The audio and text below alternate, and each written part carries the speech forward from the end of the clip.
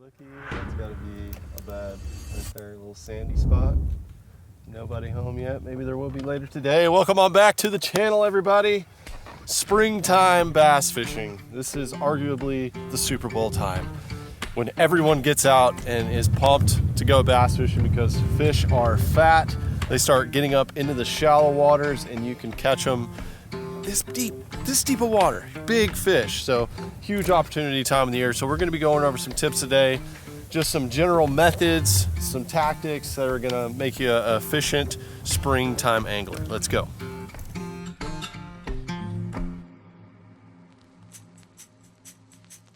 The search bait.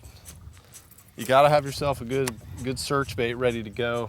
Search baits are used to just kind of locate where fish might be going down the bank at a reasonable amount of speed, you know, whether you're talking about on foot, in the boat, and just depending on the grass it's in, your lake or pond, the kind of cover, that's going to determine. But, you know, I'm going to use a clickbait here. I've got a lot of shallow grass, but some other options, a square bill, a lipless crankbait like our clutch, zinger, a spinnerbait, a 3/8 ounce. Absolutely one of the best search baits in the spring of all time. Probably my favorite. My top bait is probably a spinnerbait. And then I like to have a weightless style plastic. So if they're not really hitting that search bait, or maybe you find one there, you want to have something to go back in and throw a weightless soft plastic, especially in clear water. Baits like our new dart, you know, a 6-inch dart, or throwing a lunker log, something that's weightless, that is just a much more natural presentation.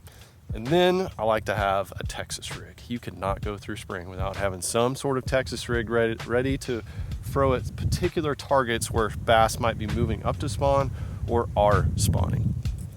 I'm throwing this to the South Texas version. I'm throwing a muscle braid.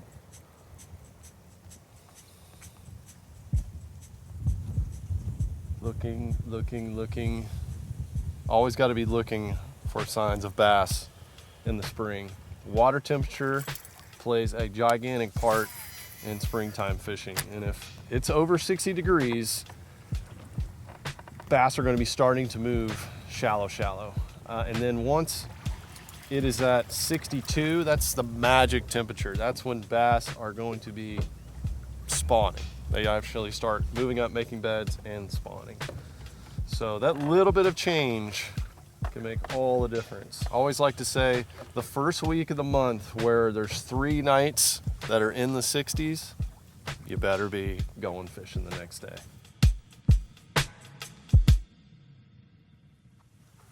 First bite, a little bit of a switch up. Went to the revolver here. Says a little search bait, but I'll tell you why in just a second. Come here, buddy.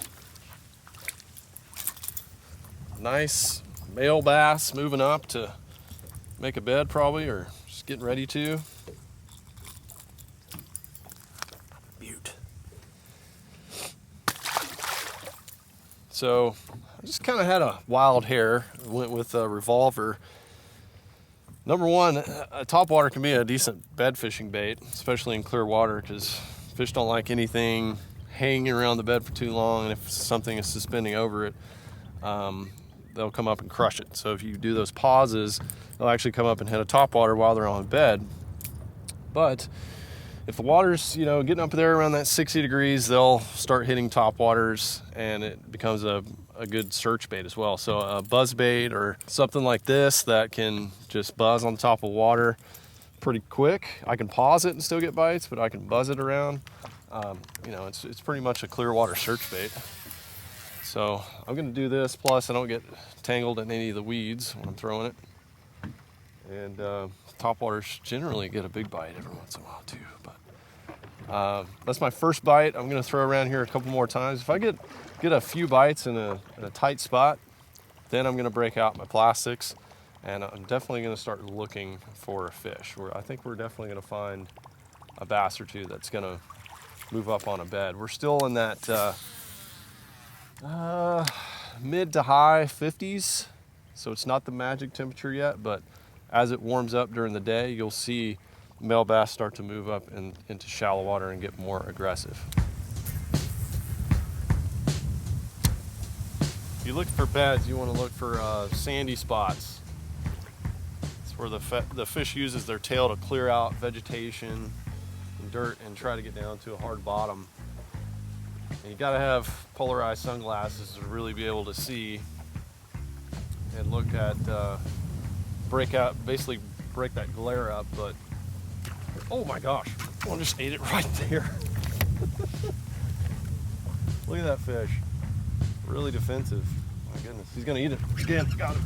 That is an angry, testosterone-filled little male bass. Throwing a full-grown 7-inch dart, and that's what I got. That fish is likely starting to get settled on a bed, getting aggressive. I mean, I threw it back in there and he came back and hit it, so just crazy. But that happens a lot of times in the spring. I'm looking around for places I think fish might be bedding, and I'm throwing a weightless bait like this dart or lunker log, and I'm just twitching it off to the side. My eyes aren't on it. If I feel a fish, I'll go ahead and set the hook, but I'm looking for little beds and little things that is my next target. And I just usually end up catching fish, not even looking in the spring while I'm throwing these weightless baits.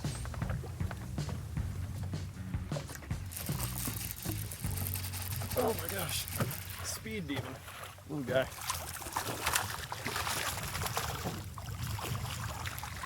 There's another little buck bass. Okay, we're getting the little ones.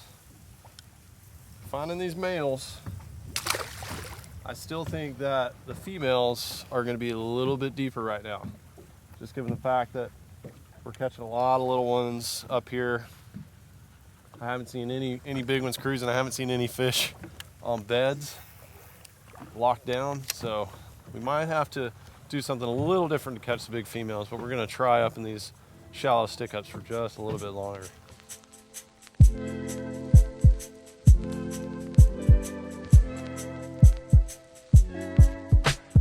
Gonna go with a red banger, the old Sriracha Craw color. I would say I liked red a little bit more in the early spring, as more of a pre-spawn red lipless red crankbait like this, but we're kind of reverting back. You know, it's 56 right now, so I feel like these fish have backed up to a little more pre-spawn, and that's why I want to pick this up. But you know, just at another lake recently, fish were all over beds. I was bed fishing. This little cold front, things have changed, so I'm gonna go back to my little pre-spawn techniques and methods and see if we can get some bigger bites. And usually that comes not far from where the good spawning bays are. If you're on a pond, there might be an end of the pond that's shallower, that has a hard bottom, but they'll go to the first place that's close that has deeper water close by, and they'll hang out there. And if there's bait, they'll stay there and they'll feed until the water gets right again, and then they'll push back up. So that's what we're doing. We're going to the first good little ditch on the outside of this spawn area.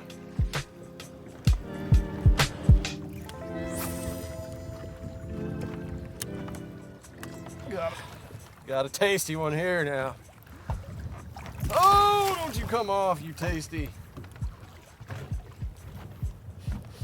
Woo, yeah, that's what I'm talking about. A little bit bigger. Nice fish right here. Barely hooked. Just gonna take her easy with the old reaction rod. Ah, yeah. Woohoo! There's the old chunky. Now you can tell that's a female there, ready to lay those eggs. So, as we talked about, you know, I went up there shallow thinking fish are gonna be all over the beds. Turns out we've had a cold front. It's knocked the fish off. Went to the first deep area, which was a little ditch, and then we've just ended up on a point between two spawning areas where these bigger females that often wait in just a little deeper water till the water temperature gets just right. They'll stay there until all the males are up there and everything's good, and then they'll come up and spawn. So that's probably my biggest tip. Just look for bigger ones close to deep water. Be prepared to fish shallow, but also be prepared to back off to that first little deep spot.